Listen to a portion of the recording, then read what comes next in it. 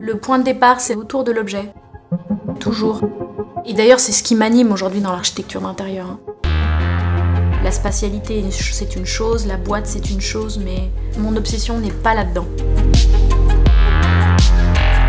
L'objet peut être aussi bien un meuble qu'un luminaire, qu'un véritable objet. Par extension, l'objet, ça peut être aussi les gens. Parce que dans l'architecture d'intérieur, il y a la dimension de la spatialité du corps qui est importante.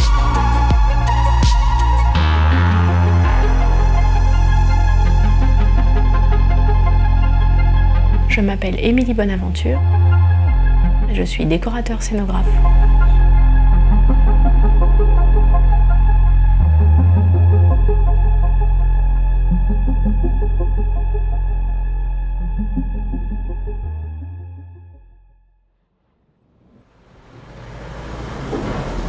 Ah, c'est bien, Bachir. Tu m'as fait le raccord là. Ouais, super. À gauche et à droite. Génial. Avant, il y avait une lame comme ça. Oui, et t'avais le cadre. Voilà. Non, non, c'est super. Comme Ça le c'est exactement ce que je voulais. Ça se voit pas, mais on est très bien avancé.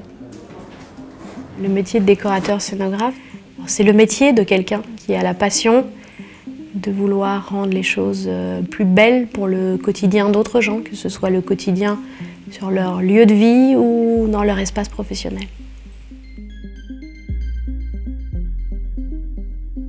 Les études que je fais post-bac sont pas directement orientées vers le métier de l'architecture d'intérieur. Je me dis, ok, je serai pas créatrice moi-même, je m'intéresserai à la création des autres.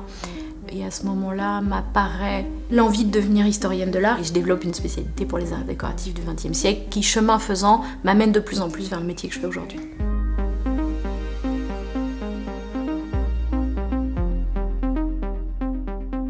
C'est une photographie de Marie-Pierre Morel qu'elle a encadrée dans un cadre ancien. Et ça montre tout mon intérêt pour les arts de la table, parce que ça s'appelle la table mise. Bon, c'est une simple table de ferme, on va dire, avec un très gros drap en lin, avec un objet en métal argenté et avec une pomme dans une assiette dans laquelle elle a caché un œil, avec comme un travail surréaliste. C'est que sur le noir et blanc, la luminosité, les fondus enchaînés. C'est l'art et le design qui nourrit la mode, et la mode qui nourrit le design, qui nourrit la cuisine, qui nourrit le parfum, qui nourrit la couleur, qui s'inspire des expositions. Bon, ben c'est cette grande là, tambouille qui fait qu'un détail surgit. L'univers des restaurants, il est véritablement lié à l'histoire de ma famille. Mon grand-père, on va dire, était chef, et ma mère l'a été aussi un moment. Je trouvais que c'était intéressant d'être dans l'atmosphère du restaurant. Il y a un chef, une assiette, globalement une problématique. On met tout à plat et puis on redigère et on dit ok, ben on va faire cette réponse architecturale. Mais elle est basée d'abord sur un besoin personnel. Si on est dans l'empathie, on passe d'abord un petit peu de temps à connaître le client, à parler avec lui, à concevoir, donc à dessiner ou à faire une recherche iconographique quand on ne dessine pas ce qui lui correspond le mieux.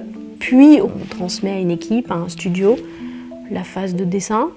Alors on fait des plans, on fait des élévations, on met en couleur. Le projet, là, si on rentre vraiment dans le classeur tel qu'on le développe, ça c'est déjà le 7e. Donc ça c'est l'existant, et après on développe.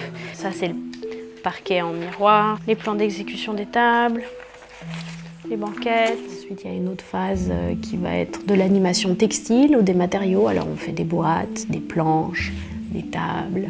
Et donc dans ces boîtes matériaux, alors on choisit des sols, des couleurs de murs, des textures de murs, des plafonds, des rideaux. Table en chêne avec une insertion de céramique noire mis en relation avec la peinture du mur, le carrelage du comptoir et les éléments de cuir. Cette couleur-là, c'est un orange carcasse de homard qu'on a choisi en résonance avec la carte de Frenchy to Go. Voilà, ça allait donc avec son fameux lobster roll. Et la couleur du chêne doux, blond comme ça, c'est un clin d'œil au pain toasté. Et toujours en contre-champ, le miroir qu'on avait pour le plafond.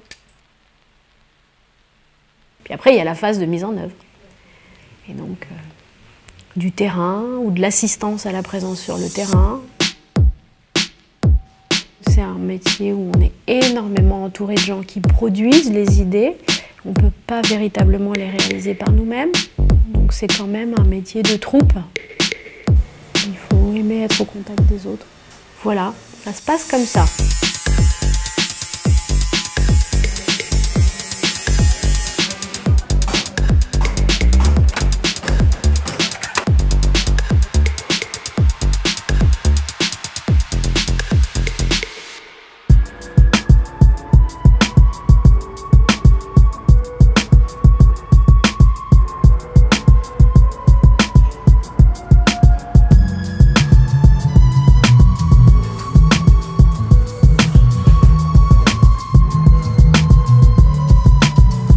Ce qui me fait choisir un projet, ce sont les gens, de toute façon.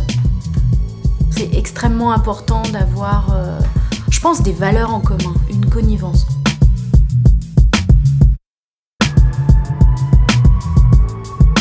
C'est qu'il y ait du sens, c'est très important pour moi. Effectivement, il y a des moments dans nos métiers, il peut y avoir des propositions qui partent à droite, à gauche, où on pourrait, en tant que créatif, vouloir prendre le dessus, faire qu'on a un effet visuel qui est attaché à notre métier pour être nous en avant. Le plus important pour moi, c'est que les gens y soient bien. Même simplement.